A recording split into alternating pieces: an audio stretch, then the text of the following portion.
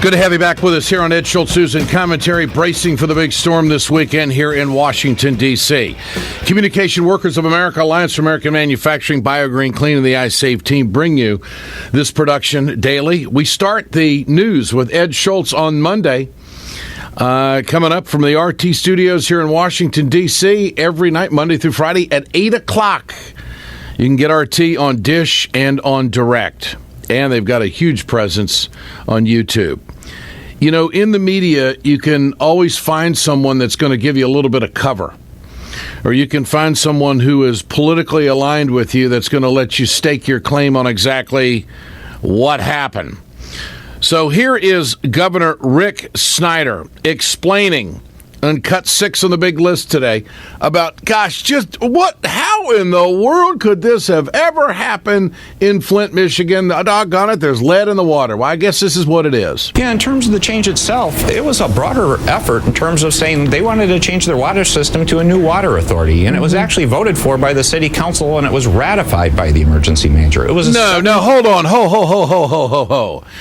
It was decided by the city emergency manager that Snyder appointed, and then the city council went along with it so they wouldn't be targeted in the next election. Okay, so we got that straight? Let's hear that garbage one more time. Yeah, in terms of the change itself, it was a broader effort in terms of saying they wanted to change their water system to a new water authority, and it was actually voted for by the city council, and it was ratified by the emergency manager. It was a 7-1 vote of the city council to leave the Detroit water system.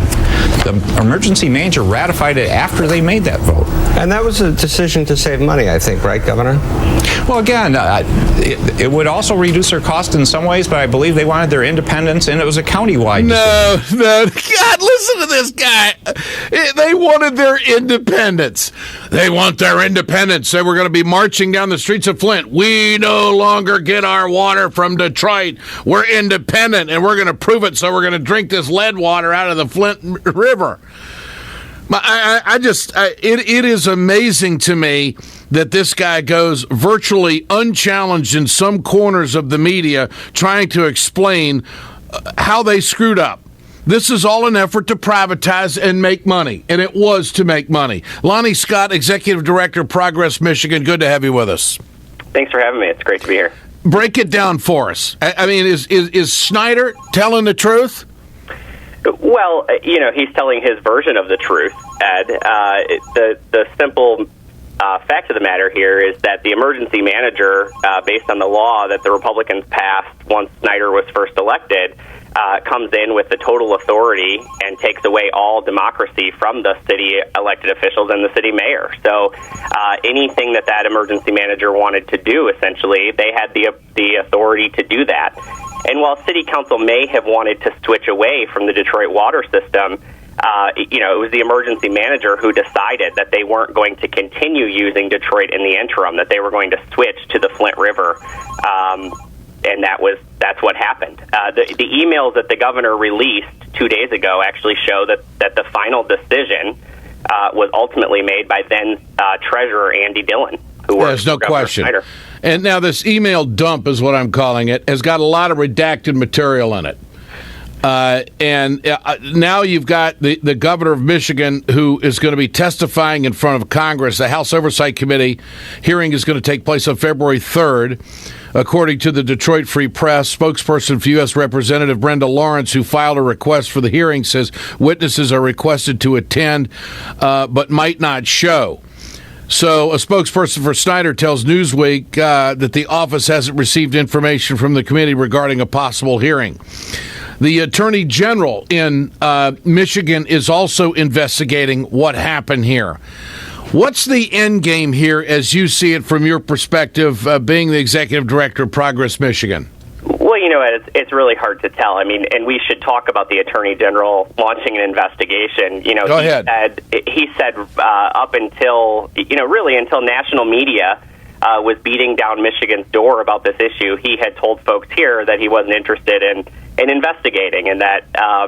So I think it's interesting the timing where he decided that it was prudent for him to actually do an investigation. So I'm told he's a big conservative, but he doesn't like Snyder. Is that right? Yeah, they're not real friendly. That's for sure. And he's up for election. He wants to run again. So this could be political meat for him on Snyder.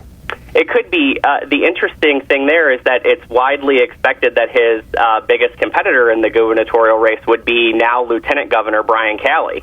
And so if Governor Snyder resigns or is removed from office, that would mean that Calley would be the acting governor, and our Attorney General Bill Schuette would be running against then a sitting governor. So there's a lot of political implications there, and so I'm not sure how that plays out. But you asked about the end game.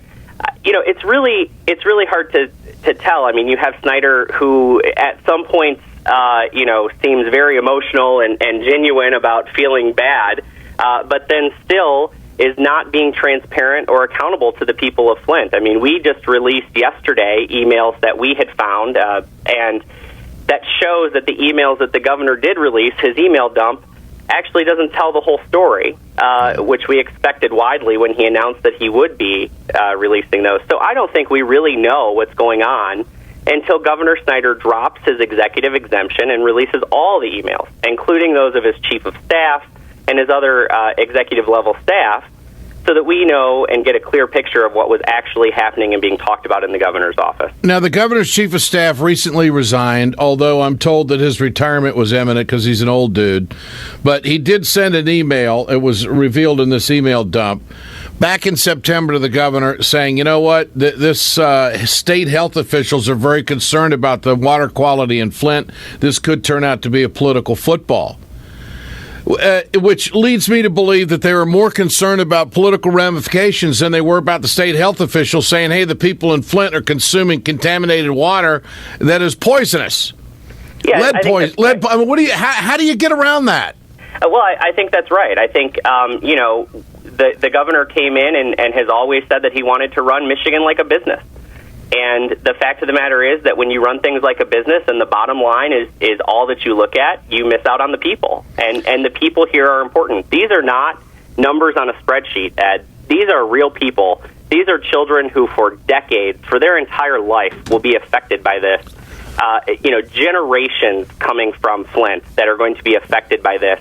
And simply put, the state let them down. The officials that should have protected them.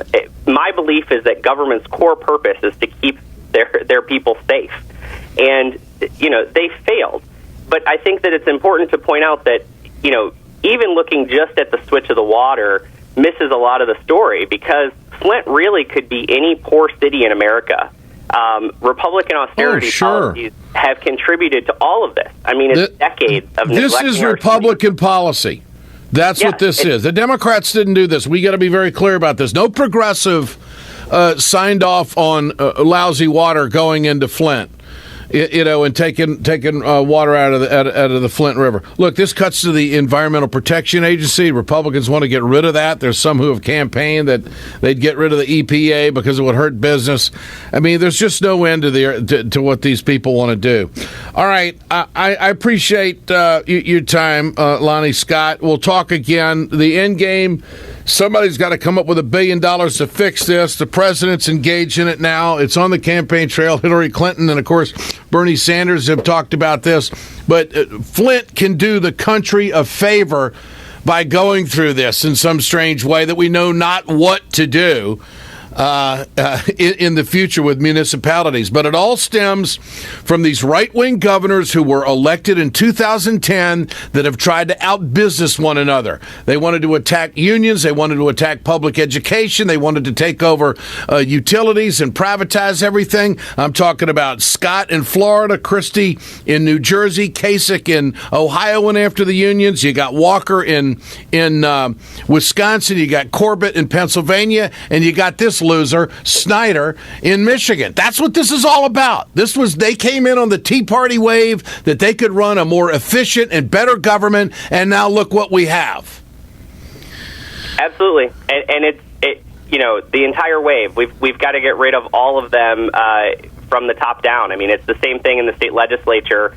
The voters of Michigan voted to overturn the emergency management law, and 5 weeks later, the legislature passed almost an exact same law. Only they put an appropriation in it so that the Michigan voters couldn't repeal it again. Yeah, that's just how rotten they are. That's how they are. Great to have you with us, Lonnie. We'll do it again. Appreciate your time.